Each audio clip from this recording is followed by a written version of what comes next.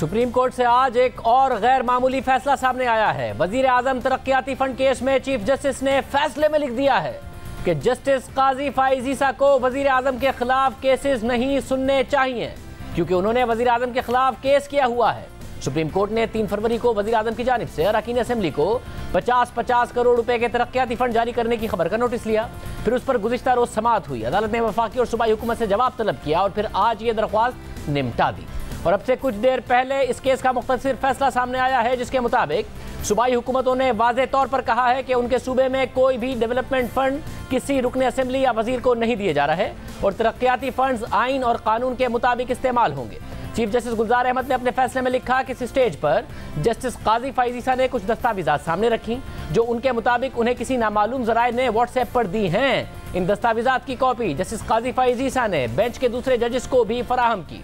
Justice काजी फाइज ईसा का कहना था कि दस्तावेजात के असल होने से मुतालिक यकीन से कुछ नहीं कह सकते, जिस पर अटॉर्नी जनरल ने कहा कि जब दस्तावेजात के मुसद्दिका होने पर ही सवालिया निशान है तो उन्हें रिकॉर्ड पर नहीं लिया जा सकता। अटॉर्नी जनरल ने मजीद कहा कि इस मामले में जस्टिस काजी फाइज ईसा शिकायत कुरुंदा बन जाएंगे और इस सूरत में उनके लिए ये मुनासिब नहीं होगा कि वो ये मामला सुने। चीफ जस्टिस ने ऑब्जर्वेशंस दी कि इस सूरत हाल में जस्टिस काजी फाइज ईसा का इस मामले को सुनना मुनासिब नहीं होगा। इस बात को मद्देनजर रखते हुए कि वो पहले ही वजीर आजम के खिलाफ जाती हैसियत में दरख्वास्त गुजार है, इसलिए गैर जानिबदारी के उसूलों को बरकरार रखते हुए और इंसाफ के तकाज़ों को मद्देनजर रखते हुए जस्टिस काजी फाइज ईसा को वो केसेस नहीं सुनने चाहिए जो वजीर आजम से मुताल्लिक हों। अदालत की तरफ से जो सवालात उठाए गए थे उनके जवाबात मुतालिका हुकूमतों ने दे दिए हैं, इसलिए हम इस मामले को आगे बढ़ाने में कोई वजह नहीं देखते। नतीजतन इस केस को निपटाया जाता है। ये बहुत गैर मामूली फैसला है। चीफ जस्टिस ने अपनी ही अदालत के एक सीनियर जज को वजीर आजम के खिलाफ केसेस सुनने से मना किया है, क्योंकि उन्होंने वजीर आजम के खिलाफ केस किया हुआ है। ये मामला 28 जनवरी को शुरू हुआ जब ये खबर शाया हुई कि वजीर आजम इमरान खान ने तमाम अरकान असेंबली को 50-50 करोड़ रुपए के फंड्स जारी करने का फैसला किया है। फिर 1 फरवरी को इस पर एडिटोरियल लिखा गया, टॉक शोज हुए, बयानात दिए गए। फिर 3 फरवरी को जस्टिस काजी फाइज ईसा ने एक केस की समाअत के दौरान इस खबर का नोटिस लिया और वफाकी और सूबाई हुकूमतों से अरकान असेंबली के तरक्याती फंड्स के हवाले से जवाब तलब किया। फिर ये मामला चीफ जस्टिस के पास गया। उन्होंने इस मामले को सुनने के लिए 5 रुकनी लार्जर बेंच तश्कील दिया, जिसमें जस्टिस काजी फाइज ईसा को भी शामिल किया, जिसने गुज़िश्ता रोज़ पहली समाअत की, जिसमें अटॉर्नी जनरल ने इस खबर की तरदीद की, जिस पर अदालत ने हैरत का इजहार किया और कहा कि हुकूमत ने इस खबर की तरदीद क्यों नहीं की। फिर आज वज़ीर आज़म के दस्तखत के साथ रिपोर्ट तलब की और आज की समाअत के बाद ये फैसला सामने आया है। हमारे साथ सीनियर सहाफ़ी अब्दुल क़य्यूम सिद्दीकी साहब मौजूद हैं। सिद्दीकी साहब बहुत शुक्रिया। सिद्दीकी साहब, ज़ाहिर साल से आप कोर्ट कवर कर रहे हैं, एक अनप्रेसिडेंटेड फैसला आप समझते हैं जिसकी नज़ीर नहीं है पहले, या पहले ऐसा हो चुका है? जी शाहजेब साहब, वैसे देखा जाए तो ये काफी एक अनप्रेसिडेंटेड किस्म का फैसला है कि जो कि चीफ जस्टिस ऑफ पाकिस्तान का ये आया है तहरीरी हुक्म।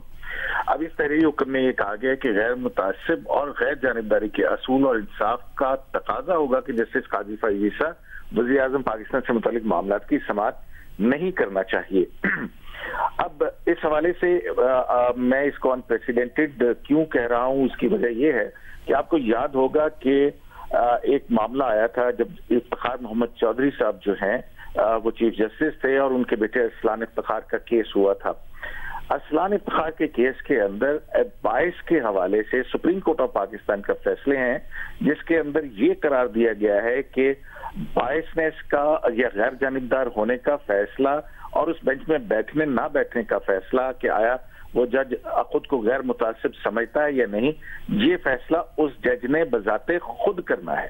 लेकिन आज का हुक्म जो है ये माजी के इन अहकामात से थोड़ा सा मुख्तलिफ है और इसमें चीफ जस्टिस ऑफ पाकिस्तान जो ऑर्डर लिख रहे हैं उसके अंदर वो ये कह रहे हैं कि इस दौरान एक सिचुएशन हुई और उस सिचुएशन के अंदर अटॉर्नी जनरल ऑफ पाकिस्तान ने इतराज किया कि अगर काजी फाइज ईसा कंप्लेनेंट बनते हैं या तो फिर जो भी सूरत हाल हो उसमें जस्टिस काजी फाइज ईसा को इस बेंच में मौजूद नहीं होना चाहिए। और फिर आगे चीफ जस्टिस ऑफ पाकिस्तान ने ये कहा वो कि बेंच जो है वो चीफ जस्टिस पाकिस्तान ने खुद ही तश्कील दिया है, क्योंकि ये चीफ जस्टिस ऑफ पाकिस्तान का इख्तियार होता है। और फिर ये हुक्म जारी किया गया कि क्योंकि वजीर आजम के खिलाफ काजी फाइज ईसा ने मुकदमा कर रखा है तो लिहाजा इंसाफ का और गैर जानिबदारी का तकाजा ये है कि उन्हें नहीं बैठना चाहिए।